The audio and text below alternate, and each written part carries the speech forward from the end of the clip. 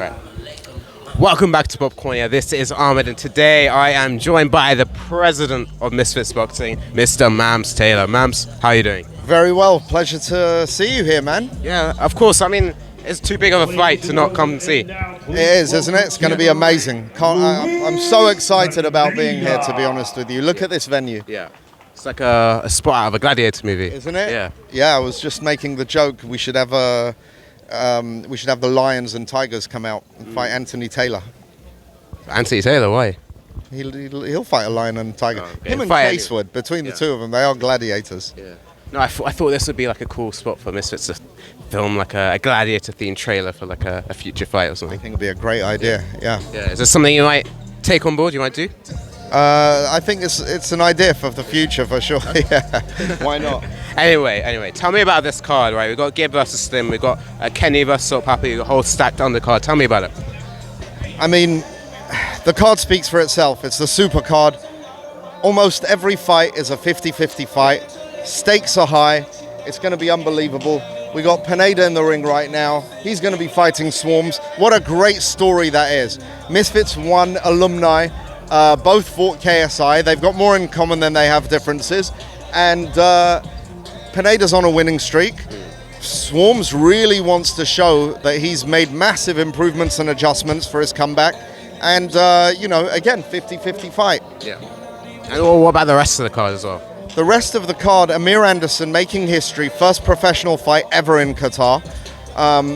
He's choosing to fight a guy who's got 6 knockouts under his belt. It's not normal for a pro fighter to do that for his second fight. Not normal at all. He wants the road less traveled. He wants the tougher challenges, and he wants to make history, and he wants to get to the top as quickly as possible. He's told me that. His coach has reiterated that. So, he's got the talent, and he's a future world champion, if you ask me. And then, of course, we've got the lightweight tournament. It's going to be unbelievable. The winner of that, Cray Yudi, fights Dean the Great. Who's it going to be?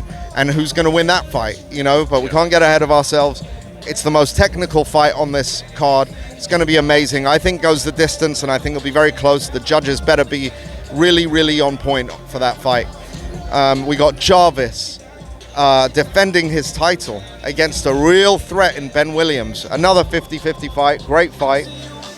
We've got a story that's kind of intertwined and interconnected to that story, which is Warren the Mechanic Spencer fighting against Nick Calameo, and they've got history. Nick Calameo and Jarvis have history. Warren the Mechanic Spencer and Ben both have some history and some unfinished business.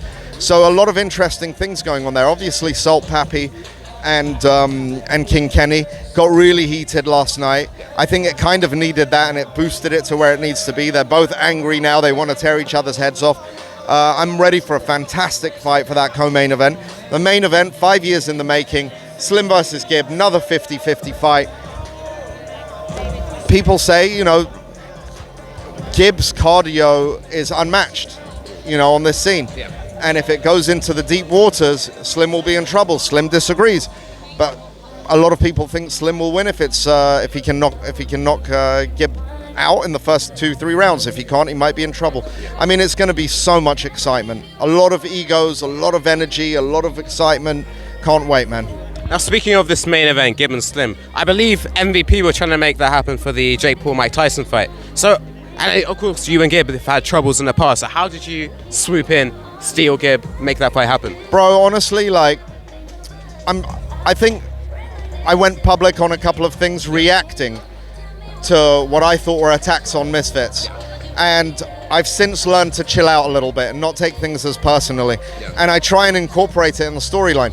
A lawyer simply made a mistake with a typo, with some miscommunication between the rounds. Right. And I said, let this simmer. Yeah. When it happened last night and they're both going crazy at each other, I said, let this simmer. It's doing great. They hate each other right now. They want to tear each other's heads off. This is great. And then I resolved it, and it was all good. Okay. And I think if there's one thing you learn from Vince McMahon and WWE is you base promo on reality. Yeah. You don't just make up a story and say, hey guys, pretend you hate each other for this and that. It never works. Most fighters aren't good enough actors. Yeah. So I think I've learned, if reality comes your way and you can turn it into promo that connects with fans because of its authenticity, then why get upset about it? And Gib and I resolved our issues, and he's here. But listen, the guy, I'm still not sure. He's an angry guy, and he's out for Slim's head. Yeah.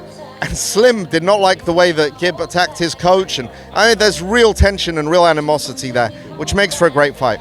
Yeah. In fact, that to me is probably what I think is your best feature. Although some people might find you a polarizing figure, I think you're really, really good at resolving differences. I don't have, honestly, I've lived long enough to realize that bearing grudges is not something that's going to be worth your while. You know, I'm heated about certain opinions I have right now, but I'm also one conversation away from resolving most things. You know, and that's the way I'd like to be treated. If I make a mistake, I'd like to say I'm sorry to someone, and I hope I get forgiven. And I'm going to be the same way towards other people, or otherwise I'd be a hypocrite. Yeah. Now, this feature of resolution, it hasn't really been seen in the negotiations for KSI and Jake Paul. Tell me about that. What's the last we've heard of it? It's a waste of time, man. Nikisa doesn't want the fight to happen.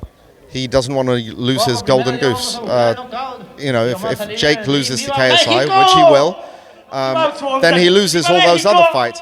Whereas Nikisa's thinking, Jake can fight all these other big fights and then return to KSI, because that fight will always be there. You know, that's what he's thinking, so he doesn't want to take the risk. We've given all the options that, you know, that they've asked for and everything else, and at this point it's like, all right, we're just going to continue focusing on what we're doing. Yeah. I mean, to me, I think after Jake lost to Tommy, a lot of his value fell, right? It was much less. But then after this Jake Paul Mike Tyson fight, I feel the hype is back there, and I think now is the time to make that fight happen. I agree. I agree that it's time to make that fight happen. There's so many mixed feelings about the whole Jake Paul Mike Tyson thing in the first place, but I think time is now, for sure. Now back to something you said earlier about judging being on point, right? Now obviously prime cards, the judging there you weren't too happy with, perhaps one or two controversial decisions, including the KSI Fury fight. Last we heard, they were appealing that. What ended up happening with that? Sorry, what's happening with what? What ended up happening with the KSI Fury appeal?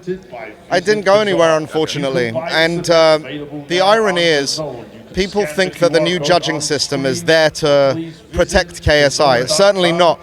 In fact, if those judges implemented, yes, sorry, I'm very distracted. If those judges implemented the new rule set by the WCSF, KSI would still have lost. Yeah. Because a unanimous decision does not go to the jury, and it was a unanimous decision. It was a wrong decision, but it was unanimous. Now I can't control what happens with, you know, what judges think and this and that, but certainly the WCSF has a great guideline, the most fair system, and I think we're going to see a lot less controversy in judging. Tell me a bit more about this WCSF. Well, how did you guys come together and collaborate on Misfits? Well, I think I really been very much an advocate for fairness, transparency, for fighters to not have to work their asses off to get the wrong result, you know, and it take away from their glory, whether it's KSI or anyone else. And if KSI loses a fight, and I believe he loses a fight, and if he got the win, I'd feel the same way, you know, and I think he'd feel the same way. That we didn't. It's not about being biased. It's actually the exact opposite. It's about fairness, transparency, and a really good rule set that can revolutionize boxing.